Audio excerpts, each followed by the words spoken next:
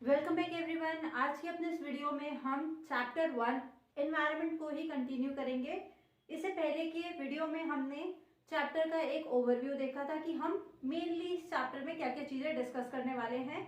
आज इस video lecture से हम अपने चैप्टर की स्टार्टिंग करेंगे। तो चलिए चैप्टर स्टार्ट करते हैं। एनवायरनमेंट जो हमारे चैप्टर का नाम है, उसका एक सिंपल सेंटेंस में अगर हम एनवायरनमेंट को एक्सप्लेन करें तो उसका मीनिंग होता है अवर सराउंडिंग।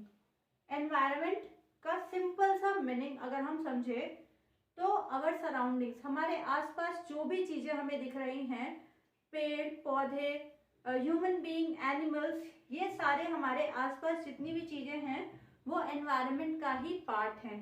अब एनवायरनमेंट टर्म जो है उसका ओरिजिन पॉइंट देखते हैं हम। फ्रेंच लैंग्वेज के ये एनवायरोनर वर्ड से लिया गया है, जिसका मीनिंग होता है नेबरहुड। यहाँ पे पहले सिंपल सा मीनिंग समझिए आप। एनवायरनमेंट डे जो है 5 जून को सेलिब्रेट किया जाता है एवरी ईयर। अभी हमने एनवायरनमेंट का सिंपल सा टर्म समझा। अब इस एनवायरनमेंट में हम एक स्टोरी के साथ, रवि जो कि एक स्टूडेंट है, उसकी स्टोरी के साथ पूरा अपना चैप्टर को स्टार्ट करते हैं और ये वर्ड जो है अवर सराउंडिंग उसको रिलेट करने की कोशिश करते हैं। तो रवि अपने फ्रेंड्स के साथ आफ्टर द लॉन्ग वेकेशन वापस जब वो स्कूल जा रहे थे तो रवि ने नोटिस किया कि उसके स्कूल के पास जो एक प्लेग्राउंड हुआ करता था वो प्लेग्राउंड वहां पर नहीं था, उसे पूरी तरीके से डगअप कर दिया गया था। अब रवि के दिमाग में बहुत सारे थॉट्स चल ही रहे थे कि उसने कुछ लोगों को वहां डिस्कस करते हुए सुना कि यहाँ पर इस प्लेग्राउंड वाले एरिया में अब एक बिल्डिंग कंस्ट्रक्ट होने वाली है, जिस वजह से जो प्लेग्राउंड हुआ करता था स्कूल के साइड में उसको हटा दिया गया है वहां से, या कहे कि पूरी तरीके से उसको वहां पे जितनी ग्रासेस थी उसको काट दिया गया था। अब रवि ये चीज सुन के बहुत ज्यादा दुखी हो गया था और अपने दोस्तों से डिस्कस कर रहा था कि अब क्या होगा। हम जो रवि का जो एक्सपीरियंस था उस प्लेग्राउंड को लेके, जो उसकी एक फीलिंग जुड़ी हुई थी उसके साथ, वो बहुत दुखी फील कर रहा था। उसे लग रहा था कि प्लेग्राउंड में जहाँ हम खेलते थे हमें बटरफ्लाईज दिखती थी, हम ग्रासेस पे जब हम चलते थे तो उसको अच्छा लगता था, तो वो कहीं ना कहीं पूरा मन में सोच रहा था कि अब हम कहाँ पर खेलेंगे, या कह सकते हैं कि इमोशनली वो दुखी हो चुका था इस पूरे चेंज को देख के। जब बच्चे स्कूल जाते हैं, स्कूल में प्रिंसिपल अनाउंस करते हैं कि see how our environment is changing, तब बच्चों के दिमाग में 2 क्वेश्चन रेज होते हैं। यहाँ पर पहला वर्ड जो है एनवायरनमेंट और सेकंड जो टर्म है वो है चेंज। अब जब असेंबली से बच्चे वापस क्लासरूम में जाते हैं तो सबसे पहले टीचर से यही क्वेश्चन होता है कि ma'am what is the meaning of environment.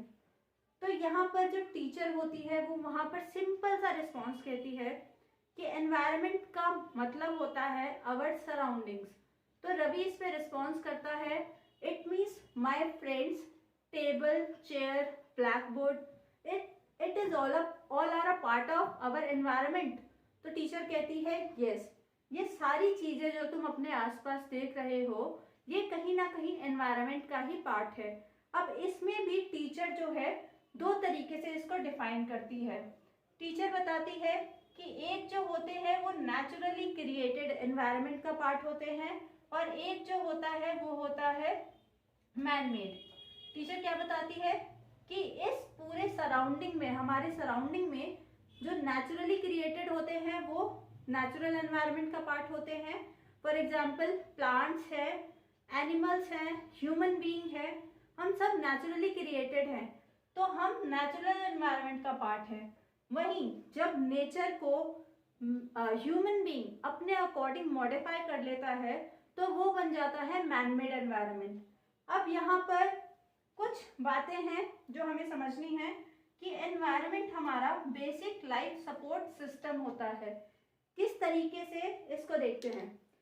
Natural environment में हम क्या देख रहे हैं अपने पास, हमारी सराउंडिंग में, यानी हमारे आसपास एयर है, वाटर है, हम फूड और लैंड को देखते हैं, एयर जिसमें हम सांस लेते हैं, air in which we breathe, water जिसे हम पीते हैं या हम कह सकते हैं वाटर जिसको हम ड्रिंक करते हैं, फूड वी ईट, और लैंड का जो सरफेस है वेयर वी लिव। तो ये तो हमारे एक नेचुरली क्रिएटेड एनवायरनमेंट का पार्ट है। एयर है, वाटर, फूड और लैंड, ये विदाउट एनी ह्यूमन इंटरफेरेंस खुद नेचुरली बने हैं। अब इसे ह्यूमन बीइंग अपनी एक्टिविटी के थ्रू या कहे कि अपने अकॉर्डिंग किस तरीके से चेंज कर रहा है। सेकंड जो हमारा क्वेश्चन रेज हुआ है कि एनवायरनमेंट में क्या चेंजेस हो रहे हैं और किस तरीके से चेंजेस हो रहे हैं। फॉर एग्जांपल एयर को हम डेवलपमेंट के नाम पे बहुत सारी फैक्ट्रीज या फिर कार वगैरह के जो फ्यूम्स होते हैं, फैक्ट्रीज से जो भी पोल्यूशन निकलता है वो एयर में फैलता है, उससे डिफरेंट तरीके के पोल्यूशन होते हैं।